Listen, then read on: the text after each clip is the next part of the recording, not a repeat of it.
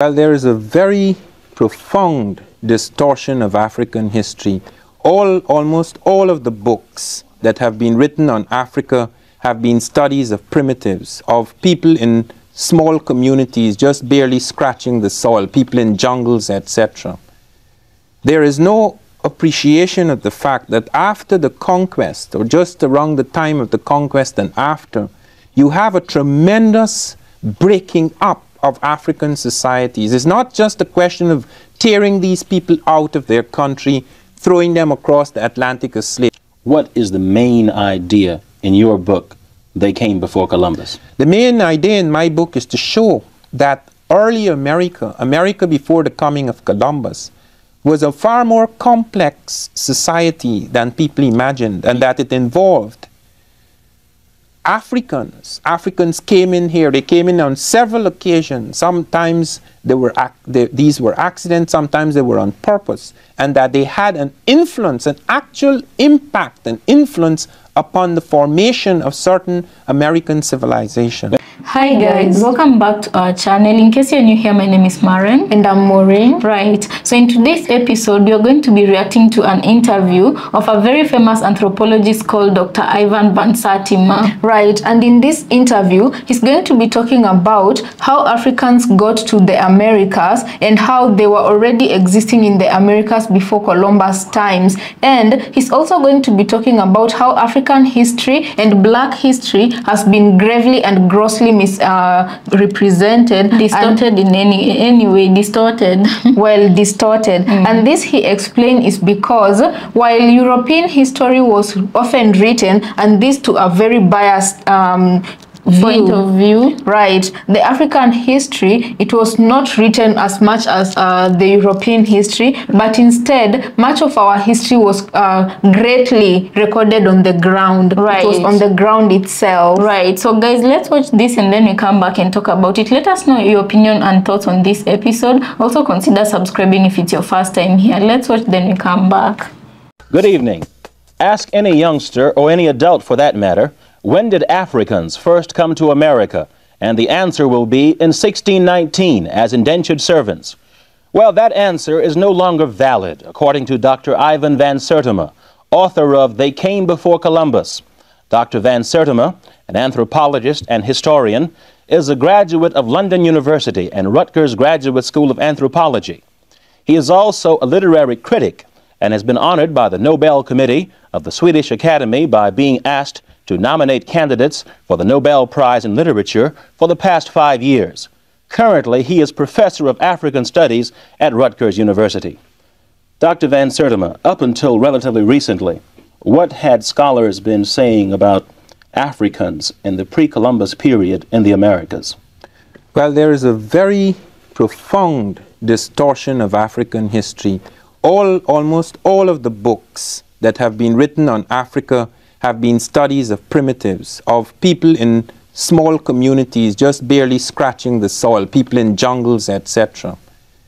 There is no appreciation of the fact that after the conquest, or just around the time of the conquest and after, you have a tremendous breaking up of African societies. It's not just a question of tearing these people out of their country, throwing them across the Atlantic as slaves, but the smashing of many things. It's as if you had dropped several hydrogen bombs on Africa.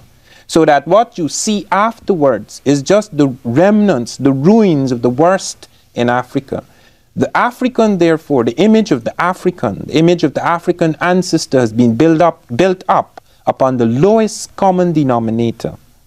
When we go back to European history, European heritage, we always go back to its great heroes, its magnificent achievements. But when we go back into Africa, historians and anthropologists have always looked for the worst. When in fact you begin to study African history seriously, and recent archaeological discoveries have now thrown up remarkable things. They've found within recent years, for example, that the Africans were producing steel in Tanzania, East Africa, 1500 years before the Europeans. That they had not only entered the age of iron before Europe, but they had jumped into the age of steel. Now what has happened to this? If you go back into Tanzania today, you cannot find this. You cannot find that kind of development. Therefore, you begin to be aware that colonization, the conquest of Europe, didn't drag people up. It actually smashed things that were happening then. Now these things are coming out of the earth because archaeology is beginning to recover these things. African history cannot be recovered, and even American history, early history, cannot be recovered like European history, because Europe has had the advantage after the conquest of having about 5 centuries of fairly settled history. They can go to their libraries, etc., in spite of the wars. But in Africa, the library is in the ground. The record of what has happened, the broken record, lies there. Now they're finding astronomical observatories. 2 years ago, they found that the Africans were involved in the most complex astronomy, that they had plotted a whole star system. This is in Kenya, at Namorotunga. They found among the Dogon in West Africa that Africans had plotted an invisible star 700 years before it was discovered by European astronomers in the 20th century, and that the plotting of the orbit and trajectory of this star, which is a white dwarf, an invisible star, Sirius B, the trajectory and plotting, the plotting of the orbits and trajectories are as accurate as that done by satellites in the 20th century. Recently, yesterday in fact, just before I came here, the New York Times brought out a startling article showing that the Africans had entered the domestication of cattle in East Africa 7,000 years before it occurred anywhere else in the world. And this is one of the bases.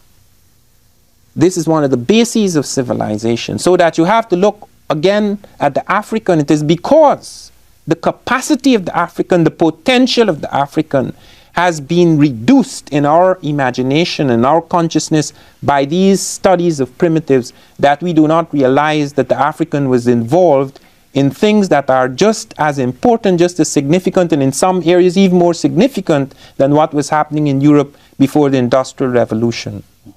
What is the main idea in your book, They Came Before Columbus? The main idea in my book is to show that early America, America before the coming of Columbus, was a far more complex society than people imagined, and that it involved Africans. Africans came in here. They came in on several occasions. Sometimes these were accidents, sometimes they were on purpose, and that they had an influence, an actual impact, an influence upon the formation of certain American civilizations. When we say pre-Columbus period, what are we talking about? We're talking about long before 1492.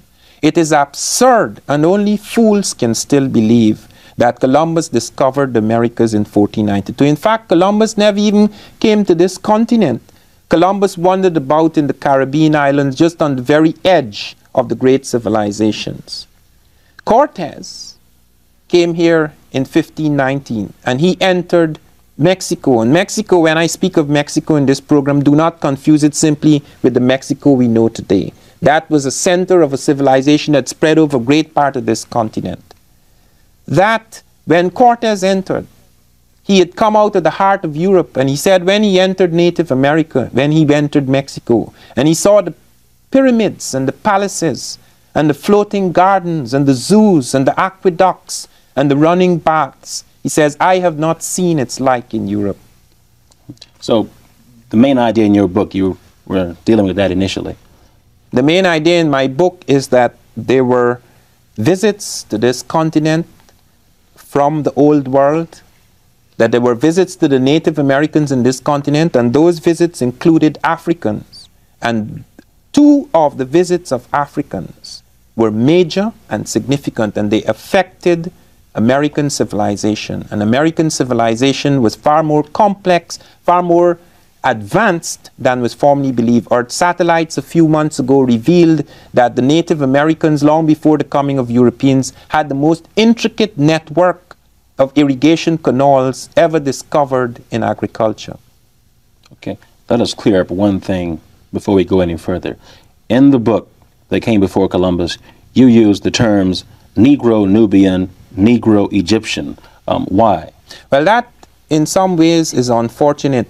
I found it necessary to use the word Negro. I no longer use it. I'm now the editor of the Journal of African Civilizations, and I use the word Africoid for for African types, skulls, etc. The reason why I was forced to use the word A, I had been trained in European anthropology and archaeology.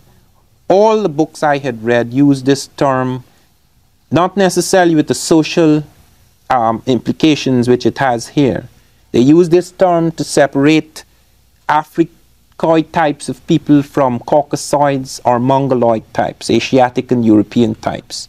Also, it is a word that has entered neutrally, without any social significance, in the languages of many people who do not have the same kind of prejudices as people in the Anglo-American and some of the Western nations who became colonial powers. Like in some languages in Europe, they use the term Niger, simply meaning black, without any of those connotations. Furthermore, the problem lay in that the word black could not always be used, because if you spoke of a black god, it may not be an African. You can have a black god who is not an African. Tezcatlipoca, for example, is a Native American god who is black, but he's not African.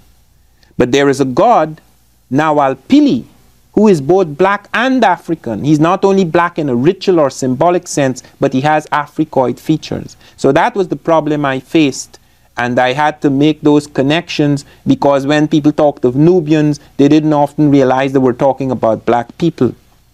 In the first few pages of They Came Before Columbus, you write about when Columbus himself heard about about Africans, the possibility of Africans having been here years before. What about that? Yes, so Columbus is the first man to give historical witness and evidence of Africans in America before him.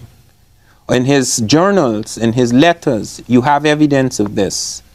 He mentions that when he came back from his first voyage, he went to see the Portuguese. He didn't actually go there on purpose. A storm drew him into Lisbon, Portugal. He'd been sent out by the Spanish. The Portuguese invited him to the court, and there he learnt from the Portuguese, who were moving across Africa, who had set up the first fort among Europeans in Africa, that African sailors had actually crossed over the Western Ocean and had found a land mass in the south. This was not what Columbus had found. Columbus found islands, which are now known as the Caribbean islands, but he had not gone on to a continental mass. The Africans had found the actual continental mass. And the Portuguese insisted that this continental mass in the south was 370 leagues, which is about 15 to 1600 miles away, according to whether you count a league as 4 or 4.5. There were differences in counting of a league, but it was about 1500 to 1600 miles away from Africa. And they pointed this out. And Columbus went back to Spain, and he insisted, because the Portuguese promised to help him, he insisted that they should draw a line across the world, and that this line should be drawn 370 leagues away from the Cape Verde Islands across Africa, and that Spain would claim lands he had found on the other side, and if Portuguese found land within that line on the other side, they could claim it. And Brazil, which was visited by the Africans, was on the other side of the line. And this line was drawn in 1494. It was drawn up in June 1494, before any Europeans had come to South America. So guys, welcome back. Let's talk about the video we've just watched, right? Let us know what you think about the episode on the comment section. Yeah, so this wasn't the whole interview. We didn't do the whole interview, obviously, because of copyright issues. But for those of you who want to look for his complete interview, you can just search Dr. Ivan Van Santima, right? Right. Yeah, so guys, let me just ask you a question. How many of you were aware that Africans made steel 1500 years before the Europeans started making it? And they were just our neighbors here, Tanzanians. Like today would be a very great day for me to claim Tanzanians, not that we've ever denied them. Yeah, but the funny thing I'm asking myself also is, much as there's a lot of people who do not know this information. Even we didn't know, because as our history in school, I don't know if it has been corrected, but what we are taught about industrialization in Europe. Exactly. Right, and that is where how we are taught that steel steel was made in Europe, not in Africa. And today is the first day I'm coming to know that Africans actually made steel, and Europeans discovered this from them. I think when you stretch far in the history of Africa, when we are being taught here, the most they talk about is about the Stone Age and how people, the early man used to survive, the Homo sapiens. Yeah, how they used to survive and such like things, you know, and how they got creative and built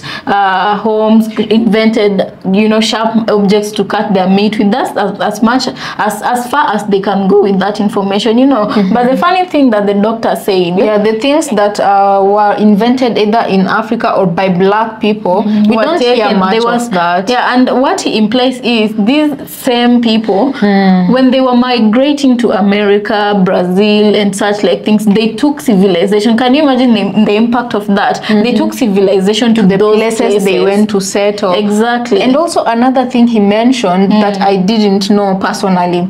You know, when we watch movies like Vikings and whatnot, we know that they are the people who invented the art of building ships, right? In Africa, I never knew during those old age days that Africans were building ships to explore the world. This feels like it should be common knowledge, because now you feel kind of dumb because we have the coastal regions, and you ask yourself, it makes sense now if you find things like ancient boats there. I don't think it's not the fact that you don't know, it's that you forgot, you know, because our history is not so much talked about or taught. You forget that there are our great inventors, and exactly, there are our ancestors who survived in the coastal regions, and how did they used to get from one point of the one side of the ocean to the other, you know.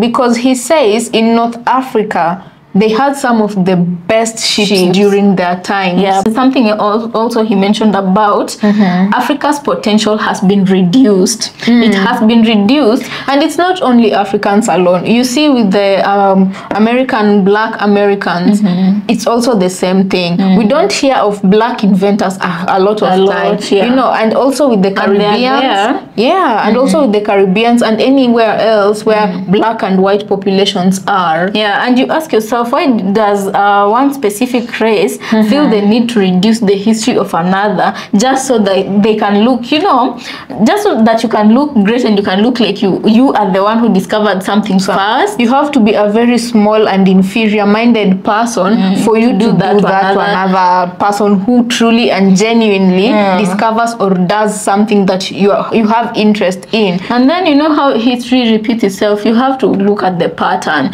You know, the way they reduced the potential of Africa to the point where right now in the modern day you come to the continent and you find Africans who don't believe that anything great can come out of Africa or Africans. Yeah, and I think this is why we grossly underestimate what we can do as a people of Africa. Yeah, imagine if people back in the days, if you look at the history of Egypt, they built great architecture, they were surviving, they had agriculture. And you know, guys, also when he says Africans had a very complex system of astrology, and this study he based on his visit to Kenya, you know. So my question is, like, right now we've all been made to believe that nothing good can come out of Africa. Like, these are the skills that our forefathers would have had to push down to the generations that are up to now, but they never did that. Why? Because they'd be made to believe that whatever they were doing wasn't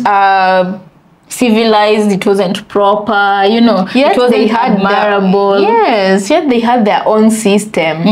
Guys, we did a video, and if you've not watched it, I'd encourage you to go and watch it, right? About Africans, let's go back to our root. And I feel like that video applies to everybody who's black. Yeah. In Africa, outside Africa, in the Caribbean, it doesn't matter where you're being black from, but I feel like that is a video that concerns all of us. It does concern all of us. However, I do feel like right now where the world has reached, you know, selfish people and the powers that be, they've really made it difficult for people to start retracing the steps back to how they used to live. Like, for instance, in the video that we did, we should go back to our roots. In that video, the lady was saying we should start knowing how to harvest water as we did a while back, and we should, you know, we should not buy water. Yeah, because water is God-given. There is no way we should buy water. water. And the reason why I'm saying in today's world it might be a bit difficult for us to go back to those days is because the powers that be and the corrupt entities in Africa, let me mention Kenya first of all, is because these entities, they're starting to privatize natural resources. How is it that our former ancestors, with the great technology that has been demonstrated in this video, right? How is it that in the olden days, someone could be able to come up with a, you know, a formula to create medication, you know, something that was being passed down generations from one mother to the next mother to the next one, you know. You find your great grandmother, the knowledge she had about knowing how to make medicine, that knowledge would be it's not there anymore right now. Right now, for you to even know how to prescribe, you have to be a doctor. What happened to that? They privatized the information and introduced so many chemicals in the drugs they're selling. It's not even about that. The point is they've made everything into a system in such a way money has to be exchanged, money has to be involved. If it's information, you have to pay money for you to get it, something that could freely be found in the olden day, you know. And why is it that communities, local communities, unless you go into the most interior parts, be it in Africa, be it in Brazil, be it where, unless you go into the most interior parts for you to find people who still live this way, in the modern world you have to trade money for you to get a specific something that in your community you could be able to get for free a while back. And guys, this is why we usually insist, yeah, in order for us to find the power that is in our present or our future, we have to retrace our history, because our ancestors knew things. Our ancestors knew things, and our history holds much power. Right, so guys, let us know what you think about this episode, and also consider subscribing if you're new to our channel, and we'll see you on our next episode. Yeah, have some sweet memories reminiscing about our ancestors who went to Europe, our ancestors who knew how to make steel before the Europeans did, our ancestors who knew architecture before it was called architecture, our ancestors who knew how to build ships before Columbus came and said they were the original explorers, right? Just have good memories and about that, and we'll catch you on our next episode. Share the episode with whomever you think it's gonna benefit, and we appreciate you so much for joining us. Also consider subscribing so that we can get to 50,000 and finally hold our first live.